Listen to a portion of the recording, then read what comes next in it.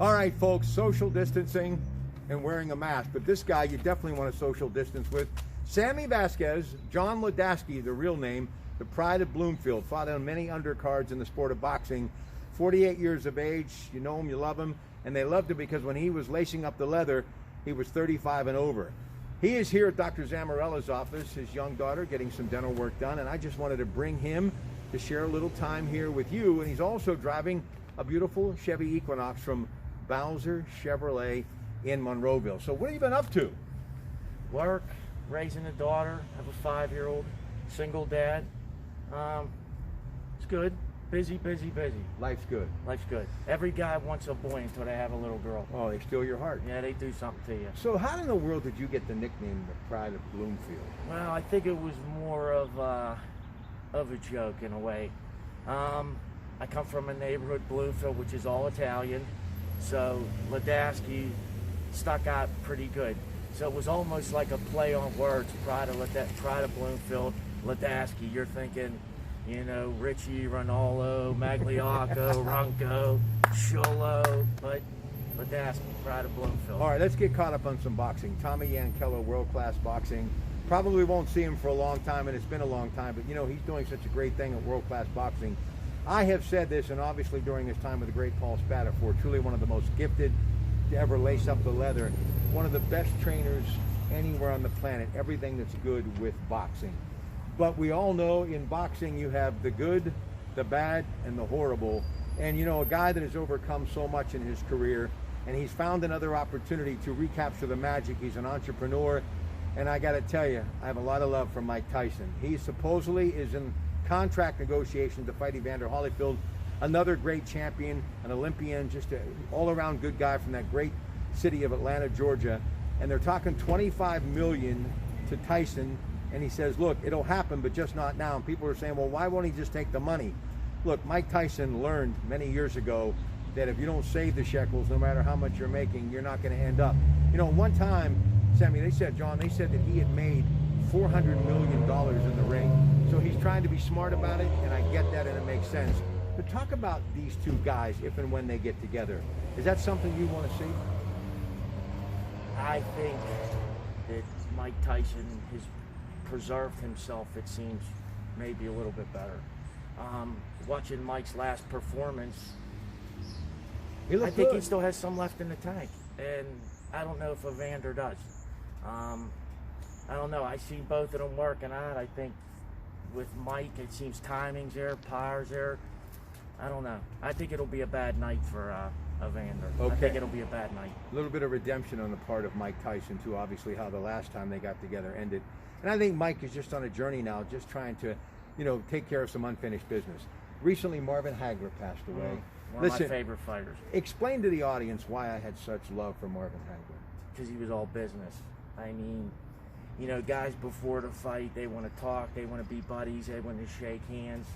He wasn't into any of that. He was all business, and it was war to him. And he was one of the best. I mean, he was one of the best. You know, you could kind of call it the Mount Rushmore of the sport, because you had Tommy Hearns then, Marvin Hagler, and of course Roy Jones Jr., who talks about it all the time, the ability of Tommy Hearns and Marvin Hagler in that fight when they got together, maybe the greatest 3 rounds of all time. But you also got to throw in the mix Roberto Duran. So back then, with Ray Leonard, Tommy Hearns, Marvin Hagler, and Roberto Duran, 4 of the best that have ever stepped in the ring. Huh? Well, Emmanuel Stewart, there was something about that Tommy Hearns-Hagler fight. He said when he come back into the locker room, there was some guy that he didn't even know rubbing and massaging Tommy Hearns' legs for supposedly what he come to find out was an hour. And he felt that had a lot to do with the fight. He felt that Hearns had no legs, which he should have. It was only the 3rd round. The shape he was in and the way he trained, he should have been able to go 12 easy. It should have been easy for him. And you could see, I mean, obviously Hagler could punch and was tough and was all over him. But Emmanuel Stewart, he said he feels that had a lot to do with it. He felt he had no legs. John Ledesky, used to know him as Sami Vasquez, of course, great fighter, fought on a number of undercards, and anybody who gets into the ring for my money is all good in my neighborhood. And of course, his neighborhood, they call him the Pride of Bloomfield. Just catching up with him here today at Dr. Zamarella's office. And by the way, if he could remove that mask, his teeth look a whole lot better than mine. So Dr. Zamorella must love this guy. Anyway, he looks great. But I do want to just finish on this note. I think the greatest fighter out there right now, and I know everybody's anticipating Tyson Fury and Anthony Joshua, which will be great. It'll be epic. But I love Canelo Alvarez. Well, he's another one. Turned pro at 15 years old. And if anybody knows anything about sports, say you're a freshman football player playing with varsity guys, you can't even compare to being a 15-year-old kid fighting 26, 30-year-old men. And that's when he turned pro, 15 years old. And I feel that Floyd Mayweather, one of the best fighters, but also one of the smartest. I think he totally got Canelo at the right time. I think Canelo was just starstruck, young, still young. I think it would be a different story, both of them in their prime. I'm not saying that Mayweather isn't probably one of the best by far, yeah, but I don't know. That's his only loss, Canelo. I got to tell you, this is when I do wish that Paul Spadafore was still in his prime. He was, in my opinion, and look, I'm a student of the game, the greatest defensive fighter at the lightweight division that I think, and I'm talking Duran, I'm talking Floyd Mayweather, who knew him all too well. They sparred many years ago. The great Kenny Buchanan, going back to the guy that had the title taken from him from Roberto Duran in the early 70s. I mean, Henry Armstrong, you name it.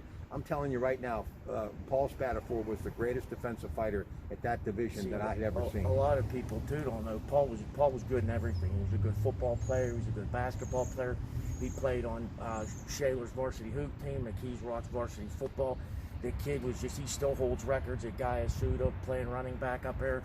The kid was just, it's God-given ability. I mean, yeah, he did what he did with it, but athletically and defensively, I think he's right up there with Purnell. Defensively. What are you doing now?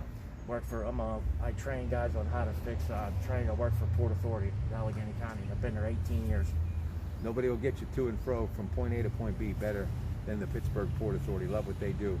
Hey, it's good seeing you. You too. All right.